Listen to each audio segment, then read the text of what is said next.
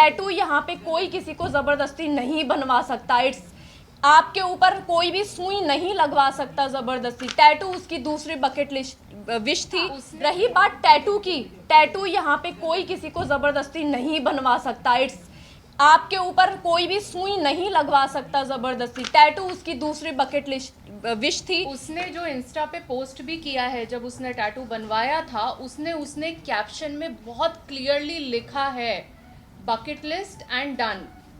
Exactly मैं उसके लिए वो थी जो उसकी बकेट लिस्ट क्लियर करवा रही थी, क्योंकि वो आप ही से सब कुछ शेयर करती थी, वो अम्मा से सब कुछ शेयर करती थी। बात रही आप ही और अम्मा की, हमें यहाँ पे शिजान के या शफक के जितने भी जानने वाले हैं, दोस्त हैं, वो इनके कॉन्टेक्स्ट में हमें आप ही और अम्मा बोलते हैं। हम हैं आप ही और अम्मा। हम जब सपोज मैं किसी और अदर कास्ट के फ्रेंड के घर पे जा रही हूँ, माय फ्रेंड इज हिंदू, और मैं उसकी मासी से मिलती हूँ, मैं उनको ऑटोमेटिकली मासी ही बोलेंगे। It is very obvious. आप लोगों के भी फ्रेंड्स होंगे, आप लोग उनके पेरेंट्स को या भाई बहनों को मम्मी पापा भैया भाभी यही करके बोलते होंगे ना।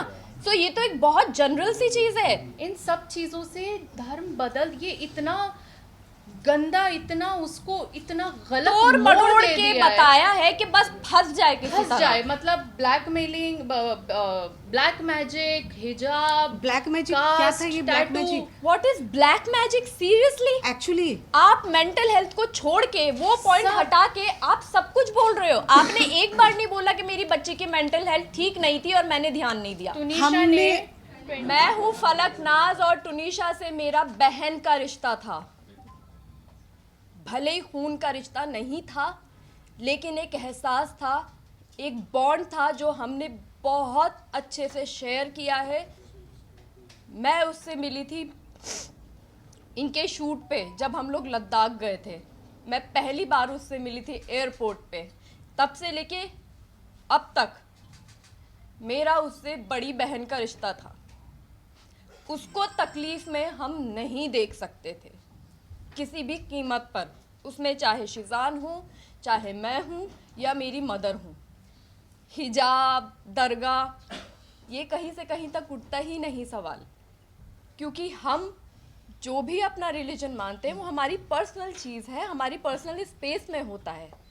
हम उसके लिए यहाँ पे किसी को फोर्स नहीं करते, ना हमारा राइट है किसी को फोर्स करना, ना ही हम पब्लिक में दिखाते हैं सबके सामने।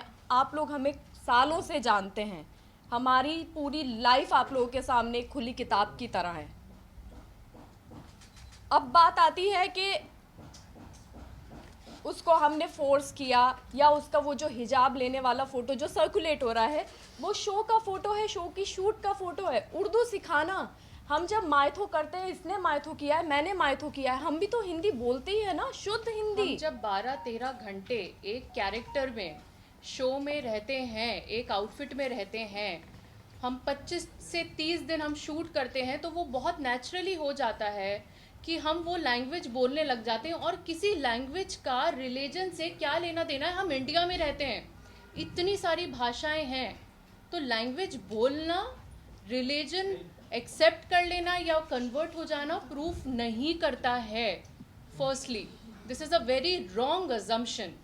और रही बात हिजाब, वो शैलेंद्र जी क्लियर कर चुके हैं, रिलीजन बहुत पर्सनल होता है और हम किसी को कभी फोर्स नहीं कर सकते हैं, ना ही करेंगे। और हम जो भी करते हैं वो हम अपनी पर्सनल लाइफ में करते हैं, हम सब चीज़ें सोशल मीडिया पर नहीं डालते हैं। करेक्ट। और आप लोग कहाँ रिलीजन पे अटके हुए हैं? यहाँ पे एक मेंटल हेल्थ का सवाल है। लेकिन मैं एक चीज़ बोलना चाहूँगी। जिस दिन फलक उनकी माँ ने, वनीता शर्मा जी, आपकी रिस्पेक्ट में आपको बोलना चाहती हूँ, आपने तो बहुत बदतमीज़ी की है, लेकिन हम अपनी डिग्निटी, हमें मालूम है कि हमें कहाँ कैसे मेंटेन करनी है।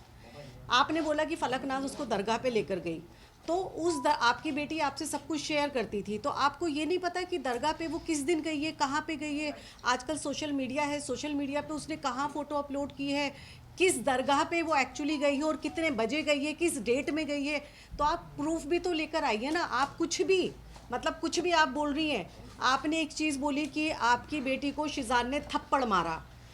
आप में से बच्चे होंगे किसी के, बच्चे हैं आपके किसी के? सबके होंगे। आपको अगर आपका बच्चा आके बोलता है कि मुझे थप्पड़ मारा गया है और सेट पे मारा है या मुझे टॉर्चर किया जा रहा है, आप लोग क्या करेंगे? क्या करेंगे आप लोग? आप लोग इंतज़ार करेंगे? आप लोग सिर्फ फ़ोन पे कॉन्वर्सेशन करेंगे? आपका फर्स्ट रिएक्शन क्या होगा? हमारे बच्चे को थप्पड़ मार दिया और मैं बैठी हुई हूँ, मैं एज ए माँ होने के नाते बात कर रही हूँ, आप फादर हैं तो मैं क्या करूँगी? मैं बैठी रहूँगी, बस मैं फ़ोन पे बात कर रही हूँ।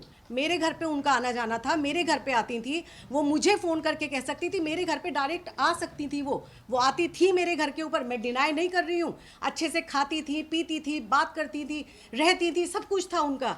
तो जब ये इंसिडेंट हुआ, उन्होंने इंतज़ार क्यों किया? वो मेरे घर पे क्यों नहीं आई? उन्होंने शिजान को थप्पड़ क्यों नहीं मारा? उन्होंने मुझसे क्यों नहीं कहा?